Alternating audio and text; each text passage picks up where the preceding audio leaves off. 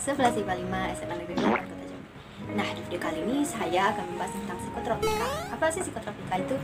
Psikotropika adalah zat atau obat baik alamiah maupun sintetis, bukan narkotika ya, yang bersifat psikoaktif yang mempunyai pengaruh selektif pada susunan saraf pusat yang menyebabkan perubahan pada aktivitas mental dan perilaku seseorang. Perbedaan narkotika dan psikotropika atau zat aktif adalah narkotika termasuk obat untuk mengurangi rasa nyeri, sementara psikotropika mempengaruhi sifat dan perilaku seseorang. Sedangkan zat aktif adalah bahan atau zat yang mempengaruhi psikoaktif di luar narkotika dan psikotropika. Lalu, psikotropika ini juga ada golongannya. Mereka terbagi menjadi 4 golongan, yaitu golongan 1, 2, 3, dan 4. Nah, kita mulai dari bahas golongan 1. Nah, di golongan 1 ini daya adiktif atau efek candunya sangat kuat. Jenis ini juga dilarang digunakan pribadi atau terapi, hanya digunakan untuk kepentingan pengembangan atau penelitian ilmu kedokteran. Contoh psikotropika golongan 1 ini adalah sabu, ekstasi, dan LSD. Lalu, golongan kedua. Psikotropika golongan 2 ini berkhasiat untuk pengobatan dan dapat digunakan dalam terapi atau untuk tujuan ilmu pengetahuan. Golongan 2 ini juga berpotensi kuat menimbulkan efek ketergantungan atau efek candu, contohnya amfetamin, metapualon, meltifenidat, atau Ritalin. Lanjut, golongan ketiga. Psikotropika golongan 3 ini berpotensi sedang ya, menyebabkan efek ketergantungan, contohnya fenobarbital dan flunitrazepam. Langsung lanjut golongan terakhir, yaitu golongan 4. Psikotropika ini sangat luas digunakan dalam terapi atau ilmu pengetahuan serta mempunyai potensi ringan dalam ketergantungan. Contoh diazepam, clobazam, dan nitrazepam. Lalu apa sih bahaya dari penyalahgunaan psikotropika? Nah, di sini akan kita bahas ya. Psikotropika apabila dilihat dari pengaruh penggunaannya terhadap manusia, maka dikelompokkan sebagai berikut. Yang pertama, stimulan. Jenis psikotropika yang termasuk obat stimulan dapat memberikan rangsangan kepada saraf sehingga dapat mengaktifkan kerja susunan saraf pusat sehingga dapat menghasilkan sensasi kegirangan gitu atau kebahagiaan yang berlebihan. Banyak jenis psikotropika yang termasuk obat stimulan, misalnya kafein, kokain, dan amfetamin. Zat amfetamin biasanya terdapat pada pil ekstasi. 2. Depresan. Depresan adalah obat penghambat fungsi neuron dalam sistem saraf pusat. Pada umumnya, depresan membuat susunan saraf menjadi pasif. Depresan berfungsi untuk mengurangi kegiatan sistem saraf sehingga menurunkan aktivitas pemakainya.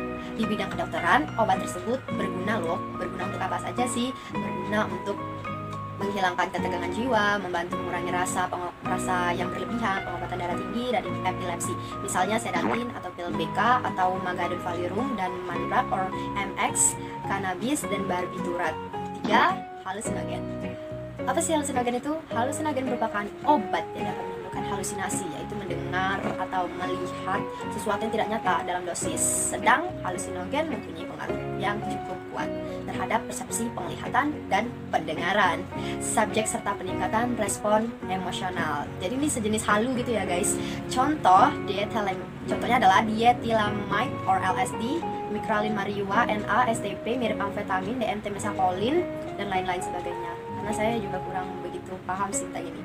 Bukan perkara baru, psikotropika di kalangan remaja memang menjadi sesuatu yang sepertinya memiliki kata tersendiri. Hal itu terjadi bukan tanpa alasan. Berikut beberapa penyebab tersering mengapa si remaja sangat rentan terhadap penyalahgunaan psikotropika. Yang pertama adalah tekanan sosial. Masa remaja merupakan masa pencarian jati diri. Seringkali para remaja mengikuti apapun yang dilakukan teman atau kelompoknya agar diterima dalam lingkungan sosial. Yang kedua, pelarian dari masalah. Masalah di sekolah, di rumah, atau pertengkaran dengan pacar bisa membuat seseorang remaja merasa tidak bahagia dan mencari pelarian ke hal lain. Bentuk pelarian dari ini bisa berujung pada hal-hal yang negatif. Ketiga, bentuk pemberontakan. Remaja yang berani mencoba hal baru dan menjadi pionir biasanya akan menonjol dan dipandang oleh kelompoknya. Hal itu bisa membuat remaja yang haus akan pengakuan dan teman-temannya untuk mencoba pengalaman baru, termasuk mencoba nafsa atau psikotropika ini. Yang keempat, kurangnya rasa percaya diri. Berbicara di depan umum, tampil pada pentas sekolah, atau sekedar mengajak lawan jenis bicara dapat menjadi masalah bagi remaja yang kurang percaya diri. Narkoba seringkali menjadi solusi bagi remaja yang demikian. Penggunaan narkoba jenis tertentu memang dapat memberikan efek sesaat seperti menjadi lebih percaya diri dan tidak takut melakukan hal apapun. Namun, efek sampingnya yang ditimbulkan setelah itu bisa sangat-sangat berbahaya, bahkan hingga berujung pada kematian seketika. 5. Kesenangan sesaat. Meski awalnya hanya iseng mencoba narkoba untuk kesenangan sesaat, namun kebahagiaan semu ini dapat membuat remaja kecanduan untuk mencoba lagi dan lagi. So they want to try it again, and try it again. Agar intensitas euforia itu bisa menetap, lama-kelamaan dibutuhkan dosis narkoba yang semakin tinggi. Akibatnya mereka akan semakin sulit untuk bisa keluar dari lingkaran setan yang diciptakan oleh si nafza ini. Peran orang tua juga sangat penting bagi remaja, seperti yang pertama, berikan pengetahuan dasar tentang narkoba. Yang kedua, terlibat dalam kehidupan anak-anak itu ngapain aja sih, bergaul dengan siapa, dan orang tua dari temannya itu bagaimana. Selain hal di atas, berikut ini cara mencegah penyalahgunaan narkoba pada remaja menurut BNN dan Badan Kependudukan dan Keluarga Berencana Nasional, seperti yang ada di buku ini dan yang ada di brosur ini. Saya sudah baca. Berikan informasi secara hati-hati, hindari informasi yang sifatnya sensasional dan ambisius, sebab hal ini justru akan menarik bagi mereka untuk menguji kebenarannya dan merangsang keberaniannya. Kenali dengan baik ciri-ciri anak yang mempunyai resiko yang lebih tinggi untuk menggunakan nafsa, baik yang berada dalam taraf coba-coba, iseng, pemakai tetap, maupun yang telah ketinggalan. Berikan dukungan moral dan penanganan apabila anak mengalami atau menghadapi masa krisis dalam hidupnya. Orang tua harus memiliki pengetahuan yang jelas tentang narkoba agar memberikan pembekalan pada anak tentang ganasnya narkoba dan cara menghindarinya. Hindari kepercayaan diri yang berlebihan bahwa anaknya adalah anak yang perfect or sempurna dan tidak punya masalah. Jangan segan mengawasi dan mencari penyebab terjadinya perubahan tingkah dan perilaku pada anaknya. Cek secara berkala kondisi kamar. Apabila anak memiliki kamar pribadi, pakaian yang habis dipakai, tas sekolah, dan atribut lainnya. Saat melakukannya, orang tua perlu strategi yang baik agar tidak menimbulkan konflik dengan anaknya. Menjadi model dan contoh yang baik bagi anaknya sekaligus berperan sebagai sahabat bagi anak tersebut. Pesan saya untuk remaja-remaja semua adalah: pertama, tentukan cara sehat dalam menghadapi stres. Jangan gunakan psikotropika untuk mengatasi stres kalian.